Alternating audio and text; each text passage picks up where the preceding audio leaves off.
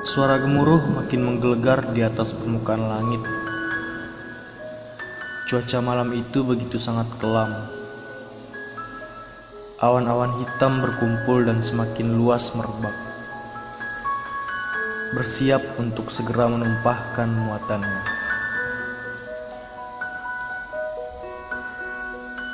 Ratna kembali lagi ke dalam kamarnya dengan sebuah amplop di tangan. Baru saja ia buru-buru keluar rumah dan mengambilnya dari dalam kotak surat. Surat hari ini. Hampir saja Ratna lupa untuk mengecek isi kotak surat hari ini.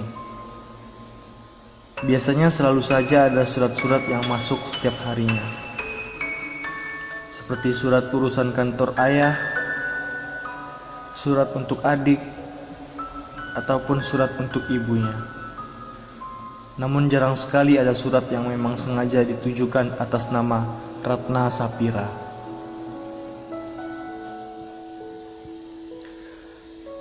Tapi sepertinya kali ini surat tersebut memang sengaja dikirim untuknya.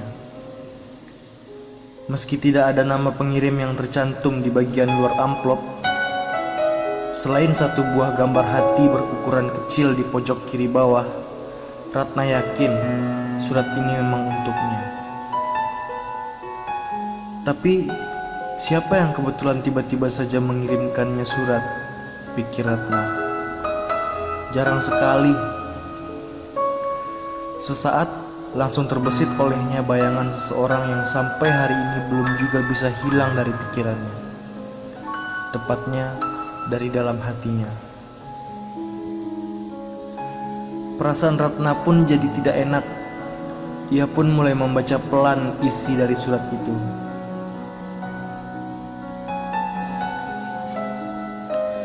Untuk Ratna. Kata dan kalimat sebenarnya hanyalah baju yang membungkus pikiran-pikiran kita. Untuk itu, janganlah engkau sampaikan pikiranmu kepada orang lain kecuali sudah kau rias dengan rapi. Jangan sampai engkau keluar rumah dengan baju yang compang-camping. Bila engkau ingin berdialog bersamaku, silakan saja.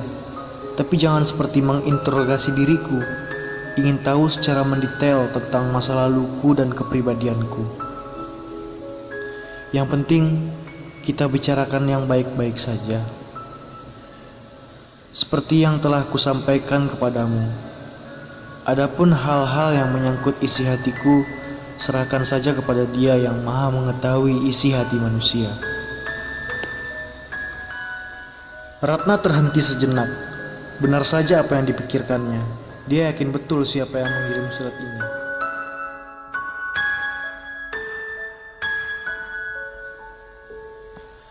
Dalam dialog mesti saja akan terjadi perbedaan pendapat akibat sudut pandang manusia yang berbeda-beda.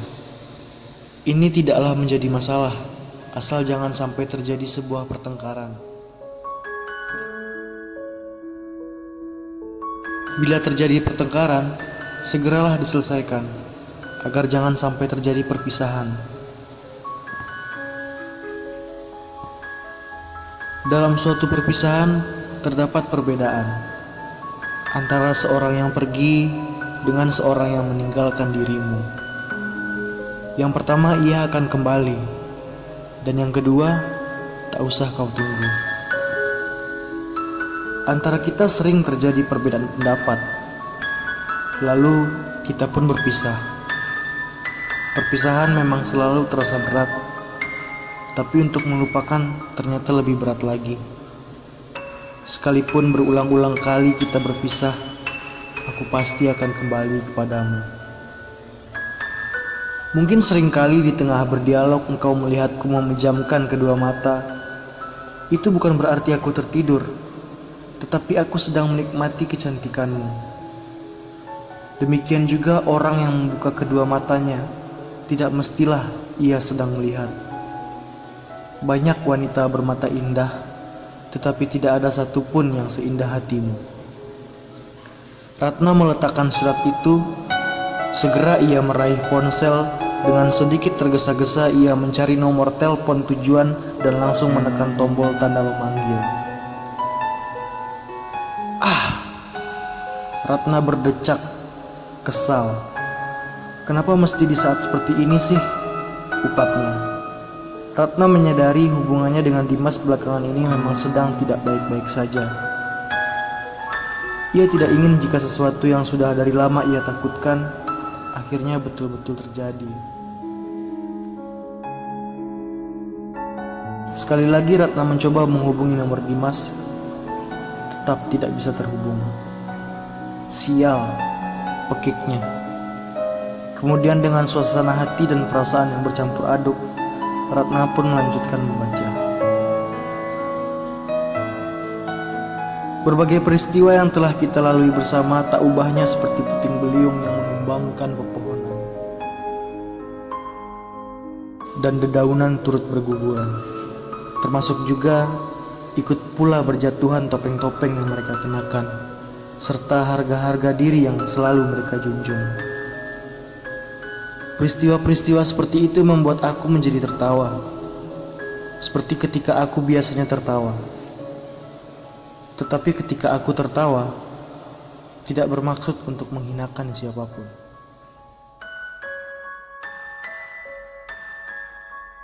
Ketika aku sudah tidak suka dengan hal yang sederhana saja, cukup aku berbalik badan lalu pergi melanjutkan kembali perjalananku. Tidak perlu sampai harus menyakiti hati orang lain. Apabila setiap orang di dunia berbicara adalah betul-betul keluar dari pikirannya, dan pikiran mereka itu benar dan jujur adanya, tentu di dunia ini tidak perlu ada lagi dialog, percakapan, diskusi, dan musyawarah lagi. Walaupun demikian, wahai kekasihku, di antara mereka pasti selalu saja ada yang kepergiannya itu meninggalkan jejak yang begitu melekat, layaknya sidik jari yang sulit untuk dihapus. Bila engkau ingin, wahai kekasihku, membangun kebahagiaan bersamaku, jangan kau terjemahkan itu dengan harta yang berlimpah ruah, serba berkecukupan dan sempurna.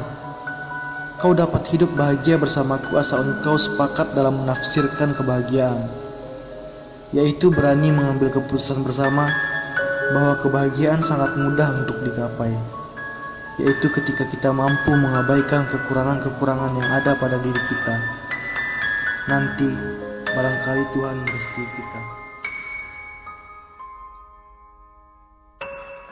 Semakin dalam Ratna membaca surat itu, semakin ia tak mengerti apa yang seharusnya ia rasakan sekarang. Apakah ia harus merasa senang, atau justru seharusnya ia merasa sedih?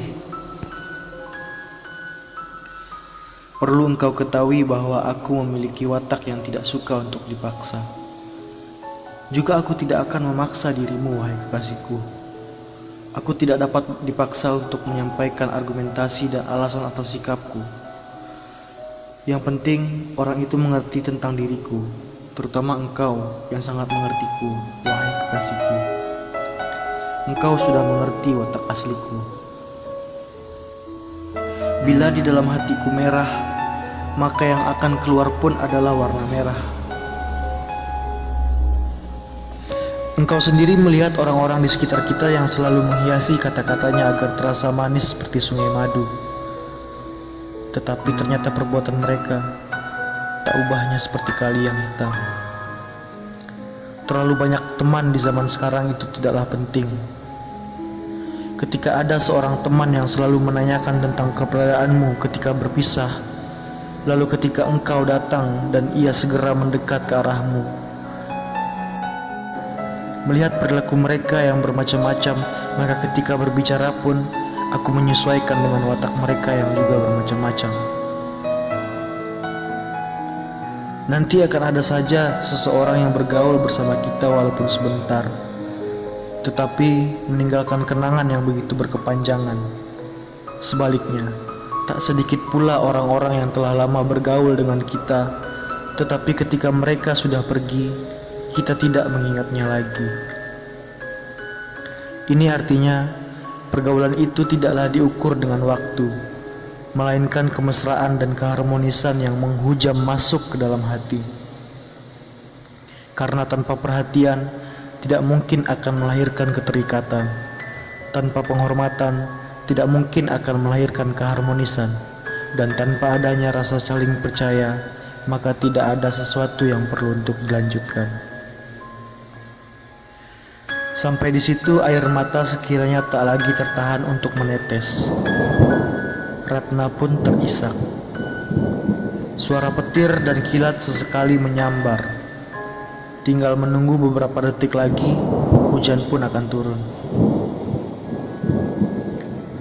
Ketika mereka bertanya kepadamu, wahai kekasihku, mengapa aku suka menyendiri, tolong sampaikan kepada mereka bahwa aku ingin mencari kenyamanan hati, ingin menghindar dari obrolan-obrolan yang mencaci orang lain, ingin melarikan diri dari pergunjingan dan menjauh dari berita-berita bohong dan palsu. Ada orang yang bertanya, apakah sebuah wabah itu merupakan suatu hukuman dari Sang Pencipta? Kujawab, janganlah pernah sekali-sekali engkau membuat dikotomi terhadap takdir Sang Khalik, di mana ketika yang terkena penyakit ialah orang yang kita cintai, kita menyebutnya sebagai cobaan. Tetapi ketika yang terjangkit ialah orang yang tidak kita sukai, kita menyebutnya sebagai siksaan. Memang, hampir semua orang ketika berpikir selalu saja dilatar belakangi oleh sikap dan pengalaman masing-masing. Cintaku kepadamu, wahai kekasihku, itu bukanlah berdasarkan semata-mata hanya atas sikapku, tetapi ini betul-betul sebuah takdir yang Dia tentukan. Yang mempertemukan kita adalah Dia, dan Dia pula lah nanti yang akan memisahkan kita. Percayalah, wahai kekasihku, sekalipun kita sering bertengkar dan berpisah berulang kali, aku pasti akan kembali kepadamu. Selamat tinggal. Tertanda Dimas Prayoga. Rinai hujan pun akhirnya turun, menjawab semua pertanyaan yang menggantung dalam relung. Malam itu berakhir dengan rasa dingin. Irama merdu terlanturkan dari rintik-rintik air menetes, membasahi atap rumah sekaligus kedua pipi Ratna.